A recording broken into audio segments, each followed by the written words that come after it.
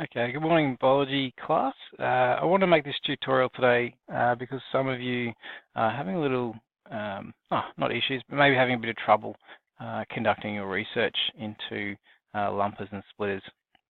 On the way to work this morning, I was listening to a news article on the evolution of snakes and how they were doing some research studies into their ear bones into an extinct snake that became extinct about 50 million years ago.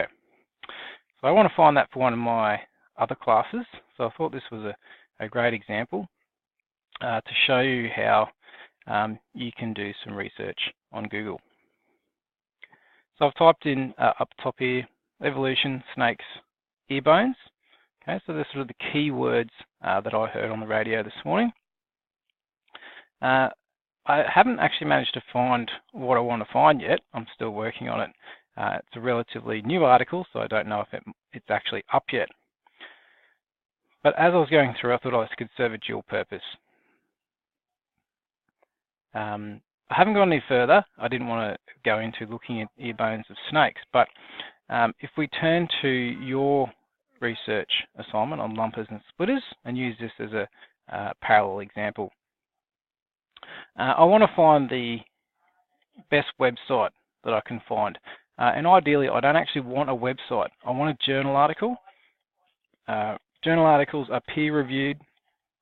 Other scientists have read it and said, yes, your experimental methods are acceptable and good, and your results have been checked, and your journal is valid. A website, anyone can write whatever they want on a website, even though they might be a professional in the field.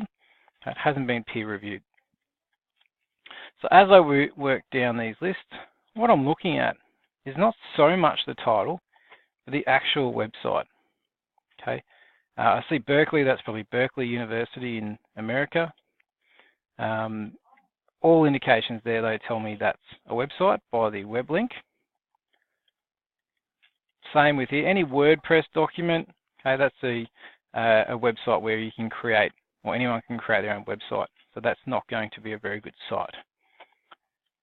Blog, same with Blogspot. It's going to be a blog. It's not going to be peer-reviewed. I don't want that.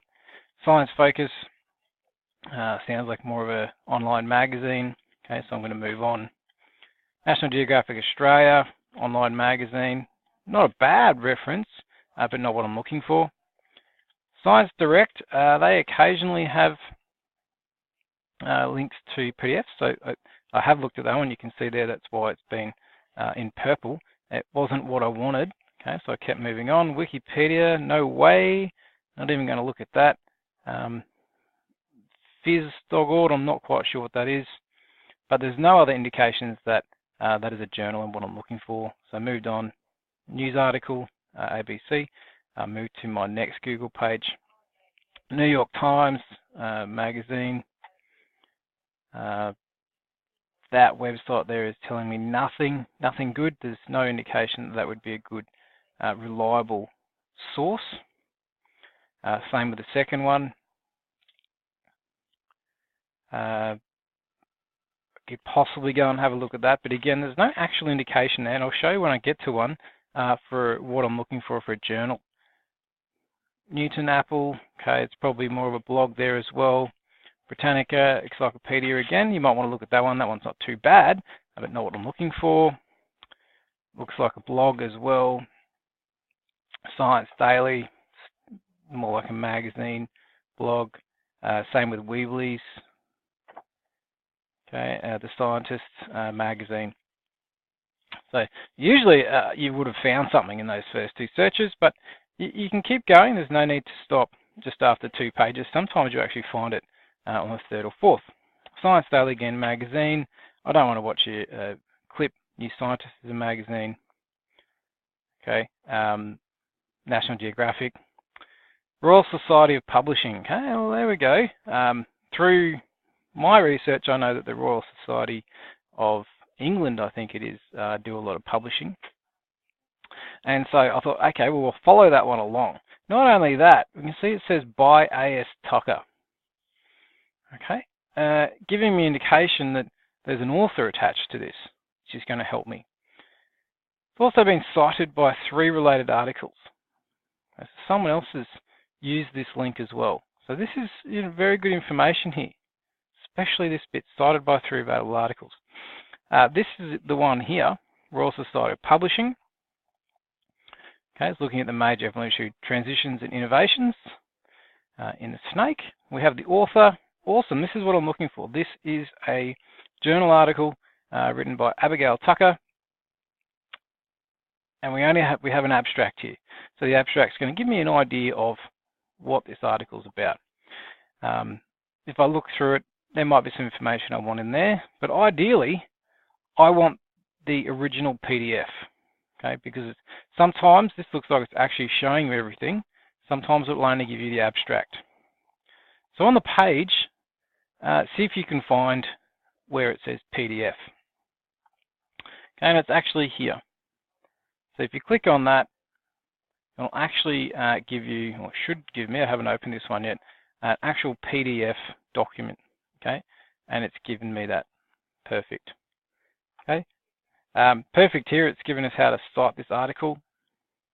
And I now have a PDF copy that I can save on my computer and as a reference.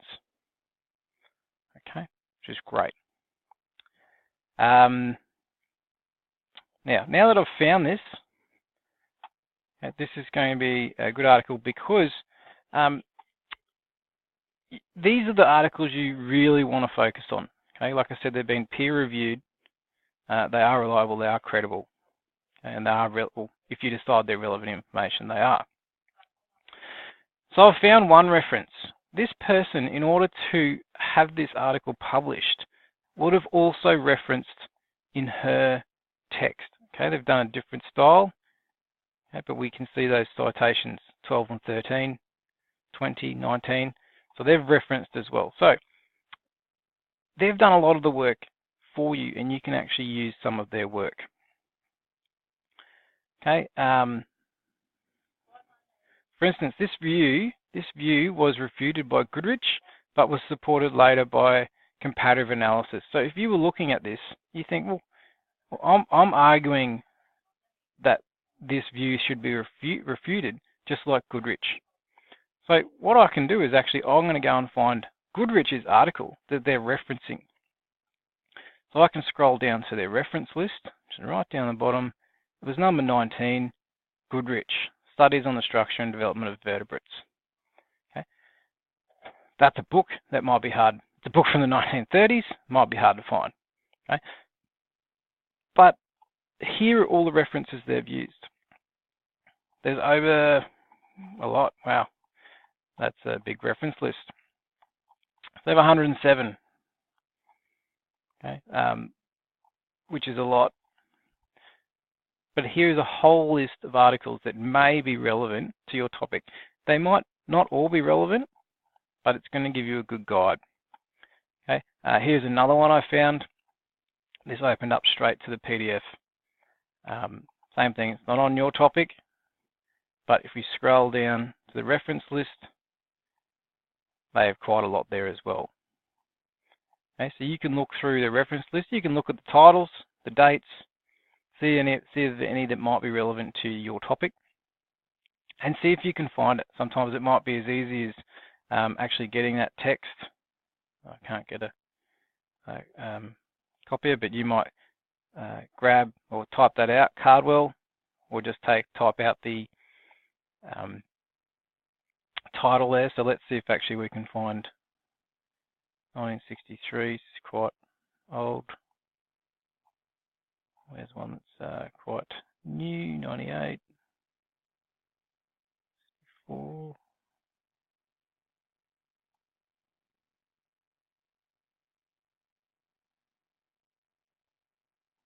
Oh, there's 2010. Okay, see if I can. Whoop, what happened then? Can I get it? That's what I want. This guy here was it 2010. Okay, so let's see if we can actually just type in actually what I need. See how we go. Bring up Mr. Google. It's only giving me the first line, but we'll see what comes up. And that might be it there if I click on that. Again, cited. He's got his author name cited by the references. Awesome. Okay, so now I'm at the page where I can obtain that abstract. And you can see this one's only given me the abstract. It hasn't given me the whole article. Sometimes you'll come to a place like this and you'll need to pay for the full article. Okay, so it's going to be hard to use because you can't obtain and read the whole thing. So just be wary of that. The DOI number, if that takes me there, that's a number where it basically stores a direct link to where everything is stored on the internet. They're really helpful, especially if you, where is it? Okay, especially if you have one here. And this article had one as well, I'm pretty sure. Lost it. That was up top, wasn't it?